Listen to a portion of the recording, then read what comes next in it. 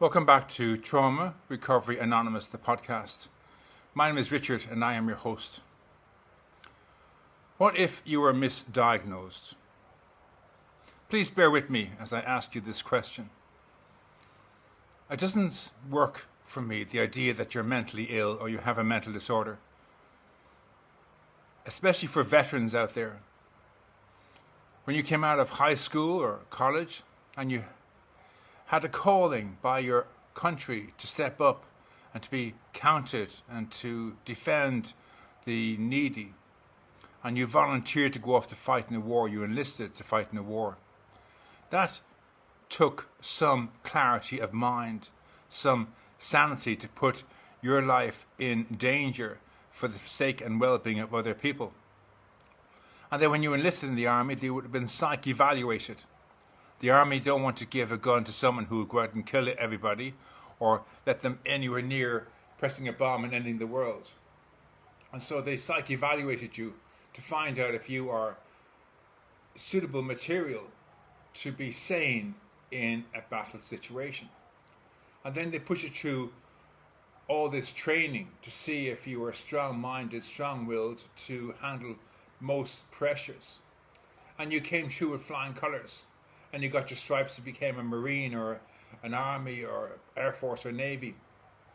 But you showed quite clearly you were clinically sane, that you had everything it required, a strong-willed, strong mind, strong-hearted person who could handle situations. And you went off and you fought in some war, foreign or domestic, protecting the innocent, doing what needs to be done. You stood up, stepped up and you did what was required. And you suffered the horrors of war and you came back from that war, that conflict, having suffered the horrors of war. You didn't inflict yourself on other people. You were defending, you were protecting, and you suffered other people's insanity. But you weren't the insane one. You were the one with clarity of mind and sanity, trying to protect the innocent. And yet you suffered at the hands of other people's abuse, other people's dysfunctional behaviours, their insanity. And on returning home, you found you didn't fit in with your society anymore. Now you were different because you were war-torn and battle-worn. You didn't fit in with normal society. And so you felt out of it, you felt different, you felt in some way less than. Here were people who didn't go to war, who went on with their lives and became qualified at whatever profession you planned originally. Engineer, doctor, lawyer, barrister, shopkeeper, gardener, holistic practitioner, whatever it was, you hadn't got those credentials. And because you'd suffered war, it had changed you and your whole perspective of life had changed. Your attitude, your outlook had changed. Didn't make you insane, clinically insane or mad. It's just the fact that because of your experiences, you didn't look at life differently. You didn't look at life the same way as normal people look at life. But you did your best. And you tried to fit back in with normal life, but you didn't fit in. You found you were very comfortable around your own band of brothers, those who had walked the path you walked, then fitting back in with your family. The sad truth was your family of origin was no longer your tribe. Your tribe were warriors, and your band of your family you came from were no longer your tribe. You were different. They weren't bad and you weren't bad, just you were different because you'd experienced conflict. You were a different person. And so it was very hard to fit back in with your family of origin, your community of origin. You were like a square peg in a round hole. Didn't make you clinically ill or mentally ill. It just meant you were different. Your life experiences had changed you and you could no longer fit into the old mold that you were before. And of course, trying to fit in caused you all sorts of problems. And then the memory of what you went through would have brought back nightmares and flashbacks. And all of this would have distorted your ability to be a part of your old tribe. And so you went in search of answers, finding some solution. And it's like a shoe salesman. If you go to a shoe salesman, all he can sell you are shoes. That's his purvey, to sell shoes. You go to a mental health professional, all they can offer you are mental health solutions. Therapy, medication, diagnosis, etc. That's all they can offer you. Thought therapy. That's all they can offer you is anything to do with the mental health industry. That's all they offer. But you suffered a past trauma, a conflict in the past, that's affected your soul. It's almost destroyed your any chance of hope for a normal way of life ever again. It's changed you on the inside. People can't see this change on the outside. They can see how it manifests in your life, but they can't see inside of you, into your very soul, how this has broken your spirit, wounded your soul, how this has robbed you of your idea of what it is to be a human being, when you've seen what one human can do to another. This has all changed you on the inside. But the inside is the problem, not the outside. How it manifests in your lives with nightmares and flashbacks, or stinking thinking, or faulty feelings, or anger or rage, they're just the effects of the trauma. How the trauma affects you is the response, but the cause is you're carrying the memory and the baggage of the past.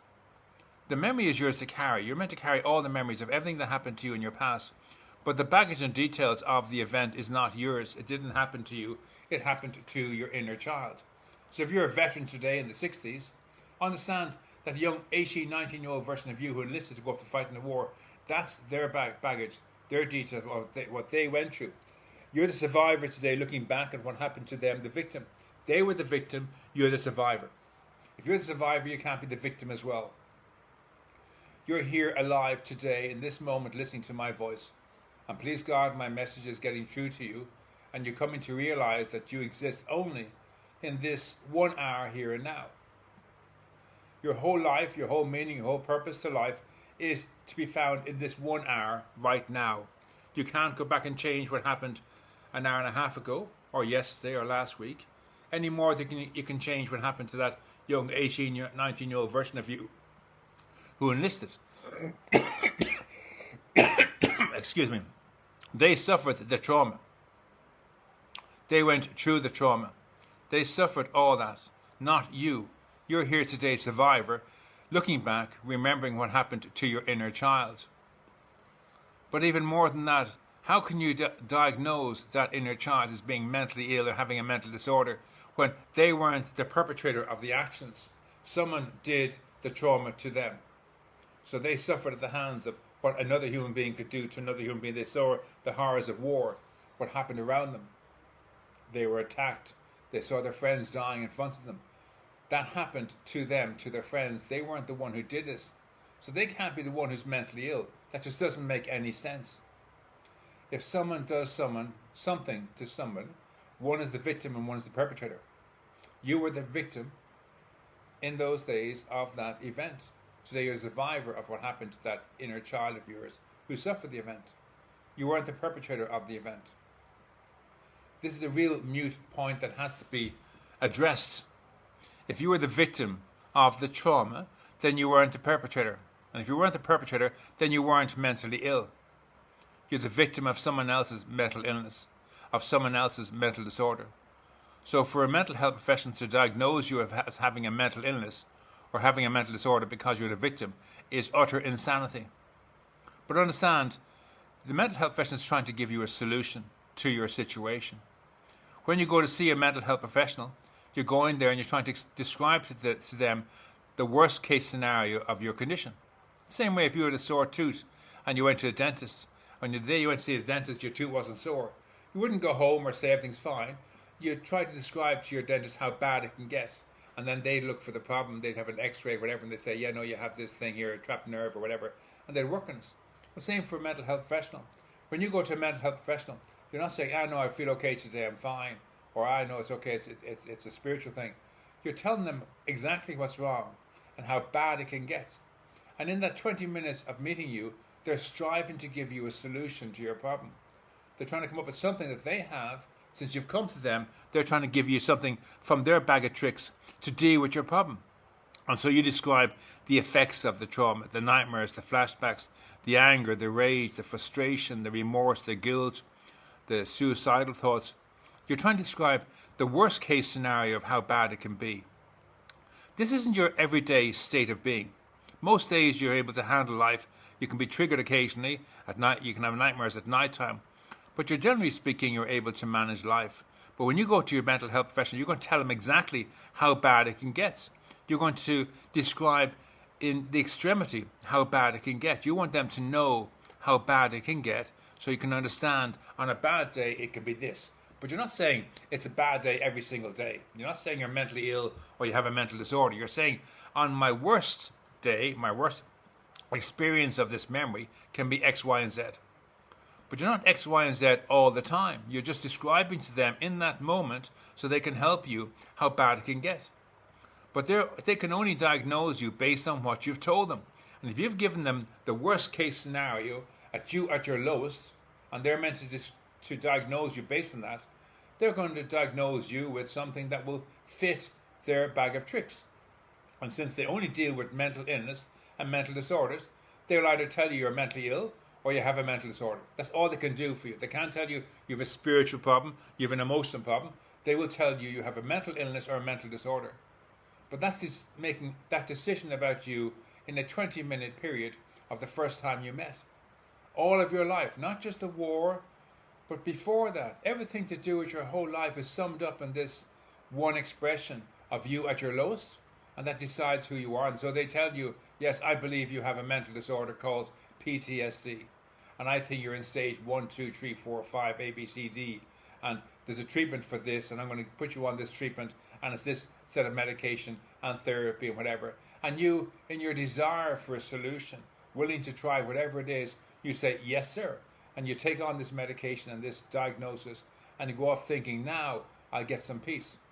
And like taking that first medication, it's like taking your first drink of alcohol. It affects the brain and it dampens and suppresses your feelings, and you suddenly feel this release. But that's just you dampening your mood, you're quelling your brain. You don't feel anything. It doesn't change the fact that you have this past trauma memory eating away at you. Every time you take any drug, any alcohol, any medication, it will dampen or suppress your feelings. But that doesn't change the fact that you are walking around with something that's eating away at you. You're not mentally ill. You've been psych-evaluated in the army, so there's no way you're mentally ill. You're the victim back in the day. Today you're a survivor. But you're not the perpetrator. So you're not mentally ill or have a mental disorder. And that diagnosis is wrong for that very reason.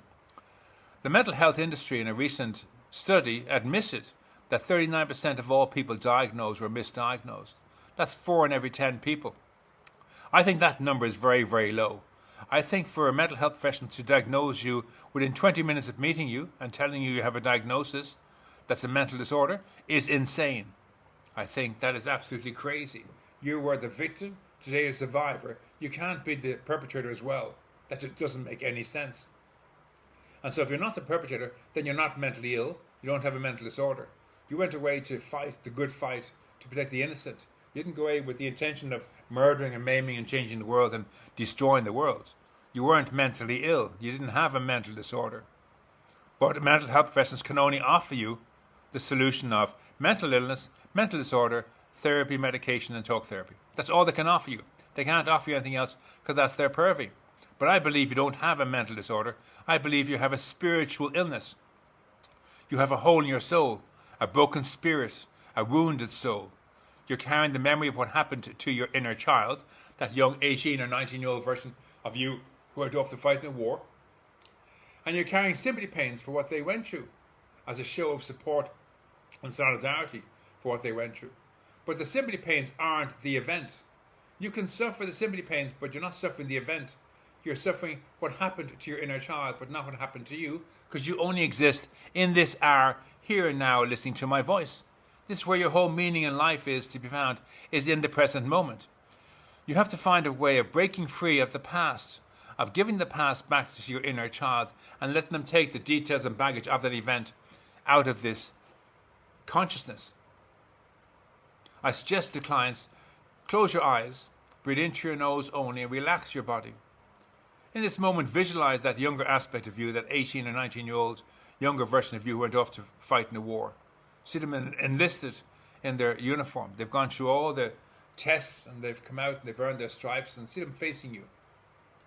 And imagine what they're saying to you today. My experience was I was sat in front of the 12-year-old child in my past who suffered a trauma. And he looked at me and he said, "Richard, what the hell are you doing? I suffered, endured, survived and overcame that trauma. So you'll be free today to have a life beyond my wildest dreams." I never asked, wanted, or needed you to fight my battles for me or to suffer my pain for me. When you took on my pain and brought it into your present, you volunteered to be a second victim for that trauma that I had overcome. By bringing the death, decay, and disease of that dead thing into your present, you allowed that death, decay, and disease to destroy everything and everyone it touched. It didn't happen to you. It's none of your business. It happened to me. And I want to step into the light and cross over into the mansion prepared for us in our Father's mansion. But I can't go until I have all the details and baggage of my trauma. And so I need you to return all of that to me. I thank you for trying to be of help, but you're more of a problem than you are of a help. You've become my abuser, and you're self-sabotaging your life in the present. My past has no place in your present. And as these voice was spoken to me, the truth of it rang true. I could quite clearly see the truth was telling me the past is not mine. Even what happened an hour ago is no longer mine. My whole life centers solely on this 1 hour now. And I have to ask myself, am I speaking slowly and clearly? And I'm speaking with clarity enough that you might hear this message, and this message might set you free. The past is none of our business. What happened to our inner child, or any of our inner children going back from the day we were born up until an hour ago, is none of our business in this 1 hour. I have to let go of the past completely, not think about the future, and focus only on this 1 hour here and now. What can I do in this 1 hour to make me a part of life? Well, I can strive to speak slowly and clearly. I can plead with you to share this with the 1 billion people in the world diagnosed with mental disorders, the 300 million children misdiagnosed with mental disorders. To understand that your feelings and emotions are your God-given instincts to be trusted, that when you feel sad or angry or annoyed about the past, you're not mentally ill. That's a normal response to life. When you feel worried or fearful of the future, that's not anxiety, that's not a mental disorder. That's a perfectly normal response for any human being. Trust your feelings. They're there to keep you safe. If you feel stressed about the past, you don't have a mental disorder called post-traumatic stress disorder. You're just stressed about the past. Honor that, admit that, and then find a solution. If you're sad or angry about the past, you don't have post-traumatic stress or depression about the past. You're just sad or angry about the past, and now look for a solution. What can I do to change my perspective, my attitude to life? Today there's a program called Trauma Recovery Anonymous, and it completes this whole process for you in 3 hours. In the first 2 hours of this process, you give the details and the baggage of the event back to your inner child. So right now, if you're a veteran, you're 60 years of age, look back and see that 18-year-old version of you looking at you, waving at you saying, "Richard, what the hell are you doing? Let me go." And let him have that conversation where he tells you, "I want to leave. I want to take my baggage with me so I can go." And this is your truth that will set you free. When you allow your inner child to leave with their details and their baggage, suddenly you find yourself completely healed, mentally, physically, emotionally, and spiritually. The details will be gone. Your therapist asks you about the past and how it makes you feel. You kind of go, "I know that young fella's left the building. He's stepped into the light. He's gone. I'm free of him today, and I'm going to focus on my life in the present." And then the second part is the 12-step program of Trauma Recovery Anonymous, where you undo this learned dysfunctional behavior of what I believe is your misdiagnosis. You were never mentally ill. You never had a mental disorder. You were judged based on the effect and not the cause. Only you can make this decision for you. But understand, it's quite possible you were misdiagnosed. And you need to ask yourself that question. If you've been in therapy for more than 1 year, have worked with more than one therapist, you're on multiple medications, and the only thing that's changing is that your diagnosis is evolving. You're going from PTSD to complex PTSD, or from depression to acute bipolar depression. Understand, you may have been misdiagnosed. I can't make this call for you. You have to speak to your therapist. You have to find out for yourself, am I being treated for the cause, or am I being treated for the effect? Am I healing, or am I staying in the place, in the problem? You have to make this decision for you. Only you can do this. If you want some help doing this, you can buy these books on the Amazon platform and then send me an email at appointments@traumarecoveryanonymous.com, and I'll take you through the process. At present, I charge €60 for this 3-hour event. It will be going up to €90. But if you'd like to contact me, I'll take you through the process. I can take one person or 100 people. We use the same mantra for each person. Up until this morning, I've been carrying the memory of what happened to, in my case, little 12-year-old Richard. For you, it might be little young 19-year-old Richard, and sympathy pains for him as a show of support and solidarity for what he went through. And that's the mantra we use. So we can all do the same process at the same time, and on your screen you're declaring what your mantra is. On my screen I'm declaring what my mantra is. But then we do the healing event, and at the end of 3 hours you're free completely of the past. Only you can do this. Nobody can do this for you. I can show you how, but it has to be you making the decision to decide, is it possible I was misdiagnosed? Is it possible I'm not mentally ill, but the person who caused my trauma was the one who's mentally ill? Is it possible that I was a victim in the past, but today I'm a survivor? Two separate people, and I'm not meant to suffer the victimhood of my inner child. Today, when I'm a survivor today, I'm meant to rise out of the ashes like a phoenix. These are decisions that only you can come to by asking yourself these questions yourself. Thank you.